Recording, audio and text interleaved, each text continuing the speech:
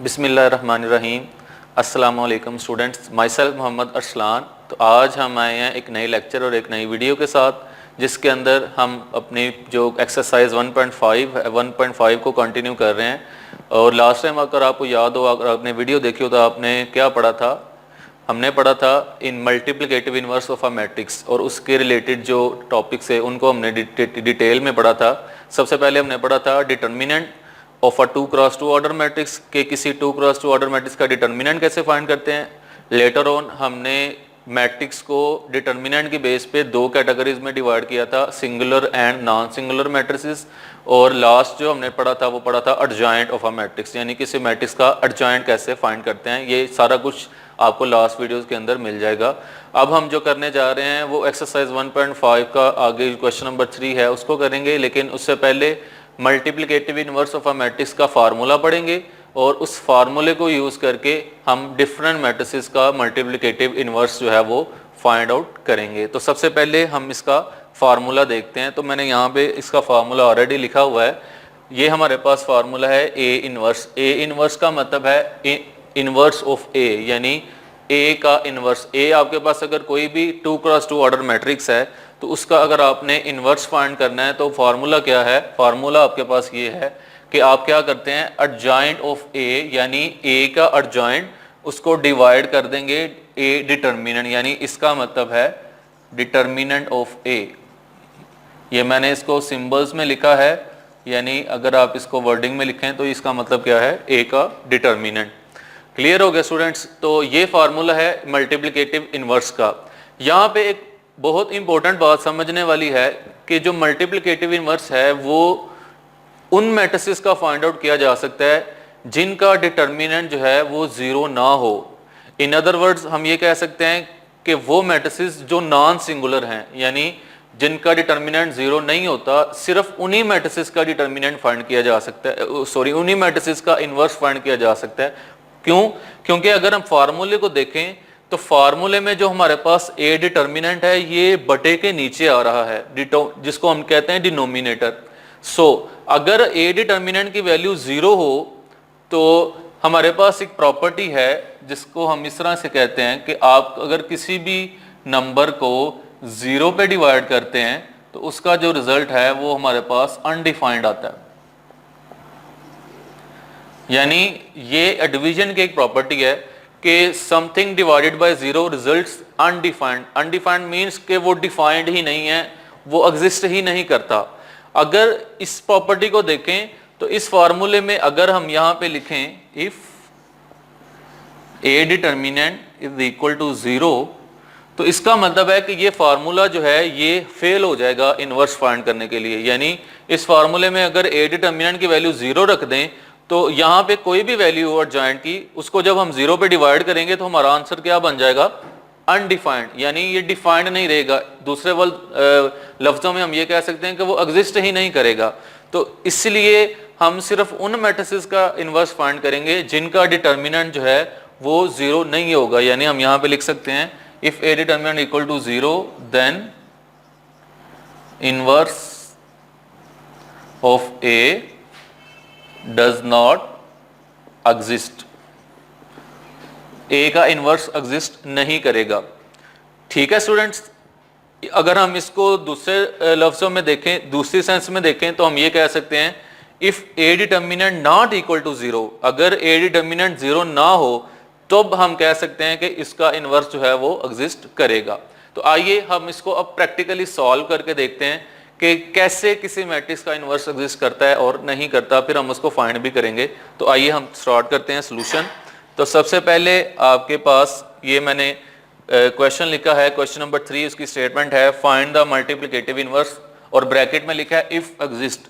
इसका मतलब मैंने आपको पहले समझा दिया है कि इफ एग्जिस्ट का मतलब है कि पहले हम चेक करेंगे कि उस मैट्रिक्स का डिटर्मिनेंट क्या आ रहा है। अगर उस मैट्रिक्स का डिटर्मिनेंट जीरो आएगा तो इसका मतलब है कि हमारा इनवर्स जो है वो एग्जिस्ट नहीं करेगा। लेकिन अगर उस मैट्रिक्स का डिटर्मिनेंट जीरो के अलावा कोई नंबर आएगा तब उसका इनवर्स जो है वो एग्जिस्ट करेगा। तो आइए हम इसको स्टार्ट करते हैं।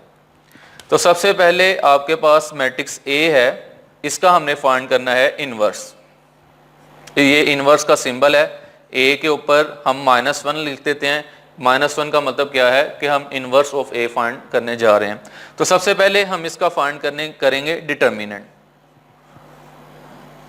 ये डिटर्मिनेंट का साइन है, -1 2 3 0।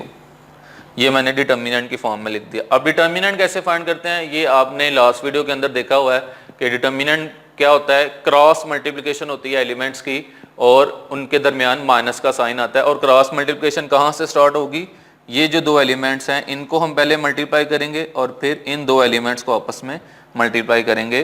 तो ये आएगा -1 मल्टीप्लाई बाय 0 -2 मल्टीप्लाई बाय 3। सो ये हमारे पास डिटर्मिनेंट जो है वो हमने इसको इवेल्युएट कर दिया। अब इसका अगर हम आंसर देखें, इसका आंसर 0 आएगा, -2 मल्टीप्लाई बाय 3 6, तो 0 - 6 इज इक्वल टू -6। अब यहाँ पे स्टूडेंट्स, यहाँ पे आपने बताना है कि डिटर्मिनेंट यहाँ पे -6 है, इसका मतलब है डिटर्मिनेंट की वैल्यू 0 नहीं है।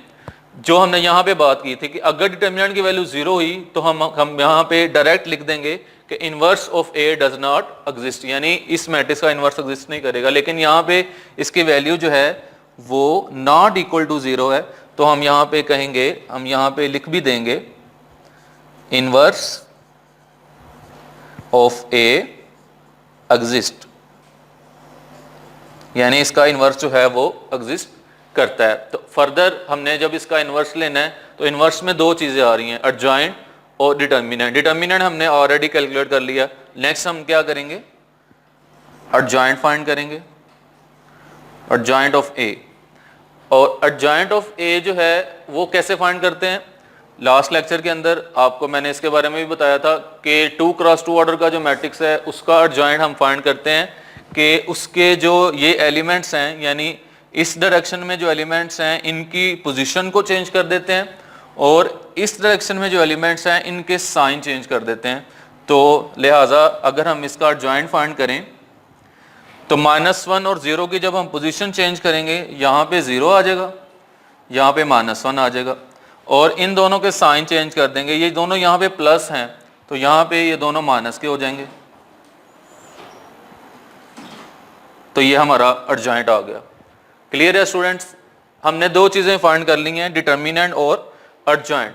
अब हम इन दोनों चीजों को इस फार्मूले में यूज कर सकते हैं to find the multiplicative inverse. चलें हम इसमें वैल्यूज पुट करते हैं। Now we have A inverse is equal to adjoint A over A determinant. तो एडजॉइंट ए की वैल्यू आपके पास क्या है, 0 -3 -2 -1 डिवाइडेड बाय ए डिटर्मिनेंट की वैल्यू आपके पास क्या है, -6। सो ये आपके पास मैंने वैल्यूज फार्मूले में पुट कर दी हैं। तो ये हमारा आ गया इनवर्स। अगर हम इसको एक और स्टेप में सिंप्लीफाई करें तो ये जो -6 डिवाइड हो रहा है, ये मैट्रिक्स के, ये जो मैट्रिक्स -6 पे डिवाइड हो रहा है, ये मैट्रिक्स के हर एलिमेंट से -6 को डिवाइड कर देगा। किस तरह से, 0 divided by -6, -3 divided by -6 and -2 divided by -6, -1 divided by -6। तो इसका आंसर क्या आएगा, इसका आंसर हम यहाँ पे लिख देते हैं। 0 को जिस नंबर से डिवाइड करें आंसर 0 आएगा। -3 और -6 को डिवाइड करेंगे तो माइनस तो वैसे कैंसिल हो जाएगा और 3 जो है ये 2 टाइम्स 6 होता है, तो इट मीन्स ये 1/2 आ जाएगा। यहाँ पे माइनस कैंसिल हो जाएगा और 2 3 टाइम्स 6 होगा, ये 1/3 आ जाएगा और ये माइनस कैंसिल हो जाएगा तो 1/6 and here is your answer. Clear हो गया स्टूडेंट्स, ये है मेथड किसी भी मैट्रिक्स का मल्टीप्लिकेटिव इनवर्स फाइंड करने का। तो उम्मीद है आपको इसकी समझ आई होगी। तो आइए हम अब इसके कुछ नेक्स्ट क्वेश्चन जो है वो स्टार्ट करते हैं। वो मैंने यहाँ पे लिखे हैं तो उसको थोड़ा सा पहले इरेज कर लें। चलें अब हम इसका सी पार्ट स्टार्ट कर रहे हैं। मैंने यहाँ पे इसकी स्टेटमेंट लिख ली है, ये जो इसका थर्ड पार्ट है सॉरी। तो उसी तरह से जैसे हमने ए का फाइंड किया है मल्टीप्लिकेटिव इनवर्स, इसका भी हमने फाइंड करना है। तो पहले आप इसका फाइंड करेंगे डिटर्मिनेंट, सी डिटर्मिनेंट -2 3 6 -9। तो वैसे डिटर्मिनेंट किस तरह से हमने किया था, cross multiplication, -2 multiply by -9 -3 multiply by 6। सो -2 को जब मल्टीप्लाई करेंगे -9 से, तो मल्टीप्लिकेशन के अंदर जब दो नंबर दोनों के साइन नेगेटिव होते हैं तो मल्टीप्लिकेशन में वो दोनों प्लस हो जाते हैं। इसका मतलब है -2 जब -9 से मल्टीप्लाई होगा तो +18 आ जाएगा। -3 मल्टीप्लाई बाय 6 ये भी 18 आ जाएगा। अब 18 - 18 इज इक्वल टू 0। अब यहाँ पे वो बात समझने वाली है जो मैंने आपको यहाँ पे स्टार्ट में बताया था कि जब किसी मैट्रिक्स का डिटर्मिनेंट 0 आएगा तब उसका इन्वर्स एग्जिस्ट नहीं करेगा, और उसकी रीज़न मैंने यहाँ पे आपको बता दी है, क्योंकि उसका क्वेश्चन जो है वो यानी कि जो नंबर डिवीजन में आ रहा है वो अनडिफाइंड हो जाता है। तो यहाँ पे देखें इसका डिटर्मिनेंट 0 आ गया, तो हम यहाँ पे लिखेंगे as C determinant equal to 0। This implies inverse of C does not exist, कि C का जो है वो इनवर्स एग्जिस्ट नहीं करेगा। तो यहाँ पे ही यह क्वेश्चन जो है वो आपका एंड हो जाएगा। सिमिलरली ये जो यहाँ पे पार्ट मैंने लिखा है D, इसका अगर आपने इनवर्स फाइंड करना है तो सेम मेथड है। क्या करेंगे, पहले आप इसका फाइंड करेंगे डिटर्मिनेंट। डिटर्मिनेंट किस तरह से फाइंड करेंगे, बहुत आसान है, 1/2 1 3/4 2, इसको वर्टिकल लाइंस में लिखेंगे और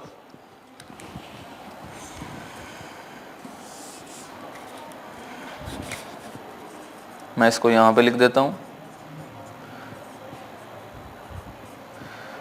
अब इसके डिटर्मिनेंट को फाइंड करने के लिए आप क्या करेंगे, क्रॉस मल्टीप्लिकेशन, यानी 1/2 को मल्टीप्लाई करेंगे 2 से, -1 को मल्टीप्लाई करेंगे 3/4 से। अब यहाँ पे जो नंबर है वो डिवीजन में है यानी फ्रैक्शन में है, तो इस चीज़ से कोई फ़र्क नहीं पड़ेगा। जिस तरह से हमने पहले किया है बिल्कुल सेम इसी तरह से होगा। ये 2 जो है ये 2 से कैंसिल हो जाएगा, यहाँ पे 1 रह जाएगा, और 1 को मल्टीप्लाई करेंगे 3/4 से तो 3/4 ही आएगा। अब अगर हम 1 को 3/4 से माइनस करें तो इसका एलसीएम ले लेंगे, ये 4 आएगा, यहाँ पे भी 4 -3 तो 1/4, यानी इसका डिटर्मिनेंट जो है ये 0 नहीं आया।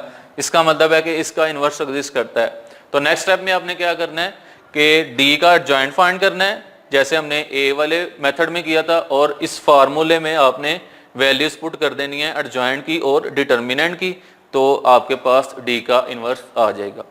ठीक है स्टूडेंट्स, ये था हमारे पास मल्टीप्लिकेटिव इन्वर्स फाइंड करने का मेथड। उम्मीद है आपको इसकी बहुत अच्छी समझ आई होगी। तो इंशाल्लाह अब नेक्स्ट जो है हम नेक्स्ट वीडियो के अंदर इसके नेक्स्ट क्वेश्चन जो हैं वो सॉल्व करेंगे। तब तक के लिए अल्लाह हाफिज़।